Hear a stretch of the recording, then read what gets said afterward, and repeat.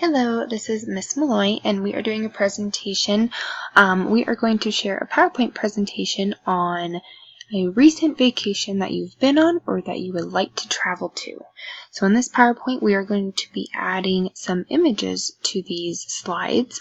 So I am going to show you how to do so. So my topic here is going to be Disney World, and I am going to show you how to add a picture related to this topic. So we are going to go up here to Insert, and here you will see all the picture icons. You can either gather a picture from your documents, get an online picture, a screenshot, or go into your photo album. So for this one, I'm going to go into my online pictures, and I am going to type in Disney World to find a good one for my title page of my PowerPoint. Alright, let's see. Alright, as you can see, it's going to come up with related ones. I'm going to go ahead and do the Disney parks because that's where I went. We're going to add this one in here. So as you can see, it's been posted, and you can play with the size by clicking in these little corners. We're going to leave it up here just like that.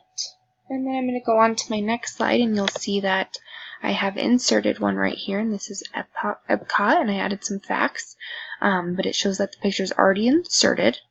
Now the third slide doesn't have a picture, so we're going to do the same thing. And now there's two ways to do this. Right here you see that there is a text box, and in here is these little icons, and if you put your mouse on them, you're going to see pictures, and it'll show you what they're for. There's online pictures and insert videos. So again, it's a shortcut from going up here to Insert and doing it that way. We can just click right here in the middle on this online picture again, and I'm going to do a picture of Disney and hope that the Magic Kingdom one will pop up, or we could do the castle. Let's do the castle. So I'm going to click, and it's going to check it for me, and then I'm going to be able to insert it in just like this.